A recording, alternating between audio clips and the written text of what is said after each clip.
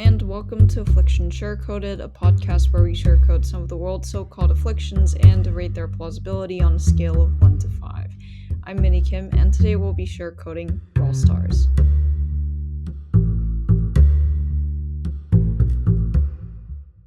Brawl Stars is quote-unquote a multiplayer online battle arena and third-person hero shooter video game developed and published by the Finnish video game company Supercell, according to Wikipedia.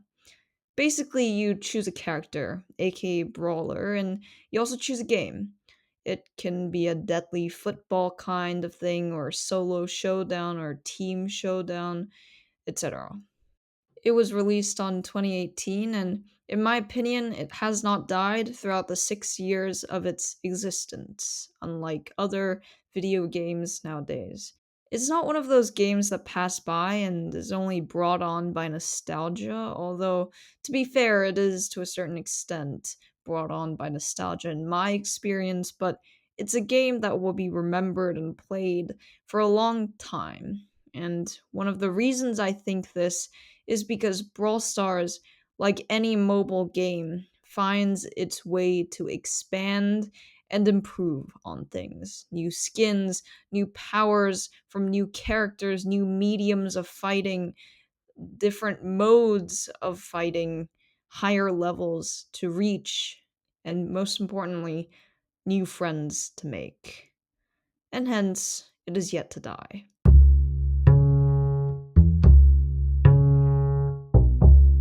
At least from where I come from, which is a high school in South Korea where Brawl Stars is quite relatively famous and well known and played a lot. People oddly still play this game, even after 6 years. In fact, I think that it died down for a few years, but the reemergence nowadays with everyone on this game is truly spectacular because basically, and I'm not enforcing stereotypes here, boys and to some extent girls are playing this game all the time. Breaks, car rides, and any other place that you could imagine a teenager going through without getting in trouble. I used to play and enjoy Brawl Stars a lot. I know the game rhythm by heart and some of the characters. I can feel the people judging me for saying this and for knowing this, but my favorite character was Ems, or EMZ, all in capital letters. Back when she wasn't so common, I saw people playing this extraordinarily strong character, always poisoning me with her whirlpool of deadly purple gas, or maybe it was pink, I don't know, but it is just overwhelming. To me, or to my friend group at least, getting M's was a sign that you are a big boy when it came to Brawl Stars. Now, M's is a must, almost like every other character that everyone has and barely uses, like Cole and the other guys that I totally cannot name now, but yeah, that's because I deleted the game quite a while ago. But I have very fond memories of it. It was quite addicting, and I still remember it to be addicting, and I know that it is still addicting right now because while everyone's playing it, and it used to be the primary sucking app of my screen time restrictions imposed by my parents who thought I was getting too much screen time, like every other parent back when I was a kid, which sounds very cocky because I was a kid only a few years ago. But to me, of course, it sounds and feels like a very long time ago. Back to the screen time story. I had 1 hour of screen time every day, which, come to think of it, was absolutely crazy given that, things like Google was included in it, things like social media, which, to be fair, should technically be limited to 1 hour, which I totally cannot follow now. And I used to dedicate about 30 minutes to Brawl Stars or some other game or YouTube.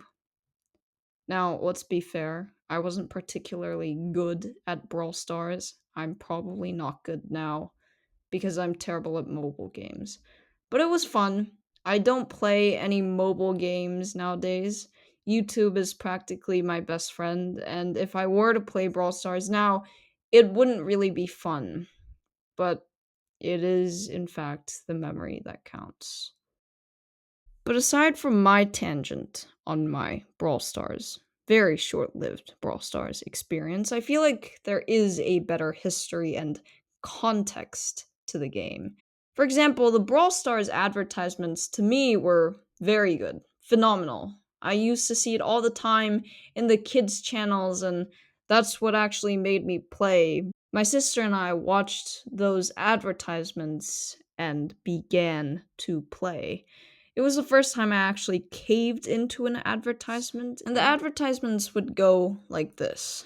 They would make the two main characters, Colt and Shelly. Those are the guys with the guns, like the Texas kind of feeling to it.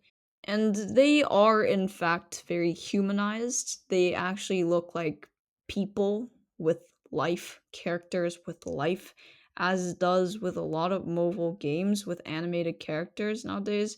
And they would start shooting or teaming up with each other.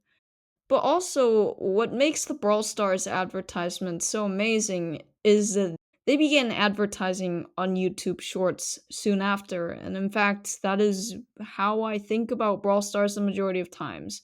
When I'm scrolling through Reels and suddenly an advertisement for Brawl Stars come out.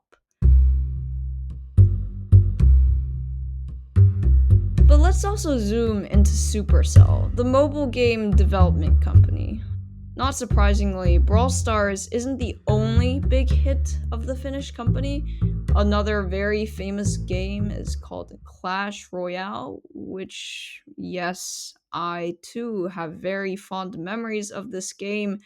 I do not know why. Back then, I did not have a phone, so I used to download it in my dad's phone with my sister and play it by taking turns, which I'm pretty sure is a very relatable thing for a lot of people who did not have phones when they were 6 or 7 or 8 or whenever I used to play Brawl Stars and Clash Royale.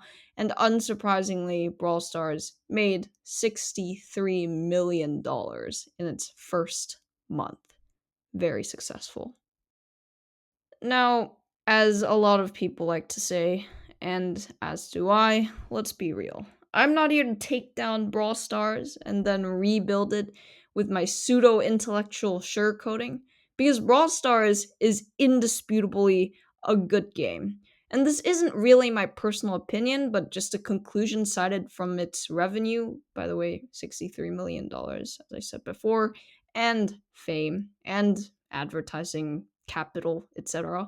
But there are simply the obvious factors. I mean, it's a mobile game, it's addicting. It will howl up fights and controversies, but for all of its beauties, it will simply not be good enough and perfect enough for 5 stars out of 5.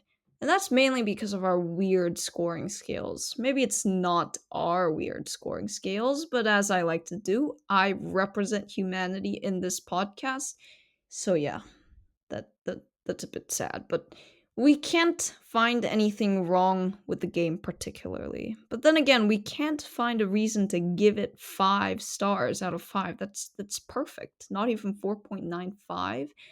It's the maximum. 100%. Something tells us that it would be unreasonable for the world to have a perfect game. Then the very definition would say that the game industry was done for. There is nothing else that can beat it. Well, the controversy here then is, can there be two perfects? I think so. But I don't give out two perfects. Maybe I do, maybe I haven't. That will be up to me scrolling through my previous videos thinking, I've never given two 5 out of 5s. And this got me to thinking, what are the best games in the world? More specifically, what are the best mobile games in the world? Because we say a game is good, ironically, because of how fun and addicting and terrible for your health it is. So we begin the quest of naming what a site called Geeks for Geeks, which, by the way, I find a very, very trustworthy site because names indeed do matter. what they name the best games in the world. Battleground, Minecraft, Fortnite, Apex Legends, Call of Duty, etc. Yeah, I've definitely played some of them, albeit for a very minimal, short amount of time. But I guess they are good games. Rattling for the game, the simple concoction for procrastination, unavailable for those without cell phones, a pure distraction from the old age game of board games, but still, really good games. And I guess Brawl Stars doesn't really partake in that top 5 to 10 because it just wasn't good enough. That is how the world is the majority of times. Not a lot of critique aside from it being not good enough. And so the industry beats on to make more addicting, endorphin inducing, and thrilling games for our interests. The men, as people would say, need their fun. And a quote comes to mind. And by come to mind, I would say it pops up in the search in the internet. And in the internet, I mean Google. And it's from Roald Dahl. I've read a lot of its books, and nothing cannot be more accurate than this. And it goes like this: Life is more fun if you play games. And yes, he is absolutely correct. That alone should give the sugarcoating of Brawl Stars at least 4 stars, ironically. But there is a reason why I chose Brawl Stars to sugarcoat this month. To be honest, I could have sugarcoated Piano Tile or Clash Royale or Call of Duty because those were technically games that I've played before in my childhood, and my childhood would not be the same in, more of a scientific manner than a nostalgic one if I didn't play those games. But here's the reason. Today, as I'm writing this, although it is not the day when I'm recording this, I've just returned from a family dinner.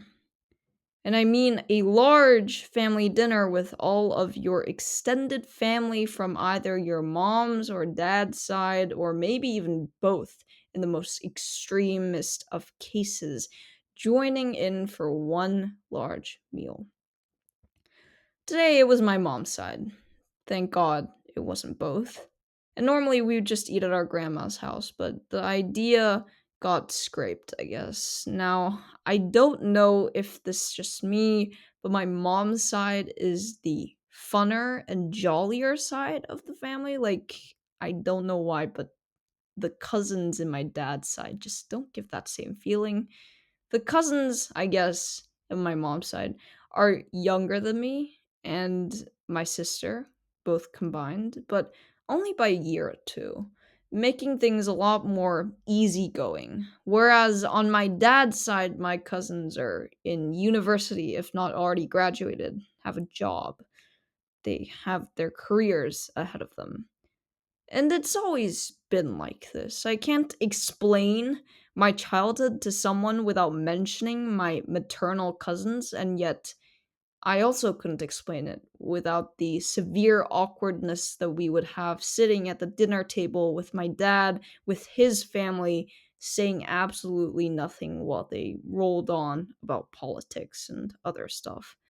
Anyways, my maternal cousins were simply a huge part of my life, exploring the world and crying about board games as well, because we would lose a lot of times. But of course, it all comes to an end. I hadn't seen them for a long time, and the people eating in front of me were different people. We went through straight up silence throughout the entire meal, while the adults began talking about whatever they talk about. They were grown up, distant, hung up on their phones, and not familiar at all. But as we went on to our grandma's house again, my sister, well, now this demonstrates that she is an older sister, thankfully brought up the first sentence slash question. So, do you guys still play Brawl Stars? Although it seemed weird to break the year long ice like that, it still did the job.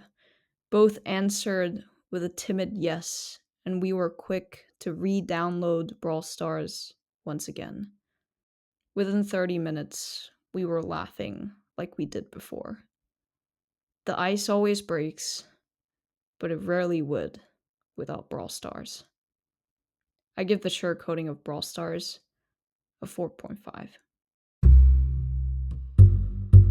This podcast was written and produced by me, Minnie Kim. If you have any comments or reviews, please feel free to write any and all thoughts on your podcast reviews. If you would like to suggest an affliction for me to sugarcoat, please email me via afflictionsugarcoated@gmail.com. To end this podcast, comment or email what your favorite brawler or mobile game is, and if you haven't tried Brawl Stars again, try it out. It will really stitch back families. Okay, have a good day.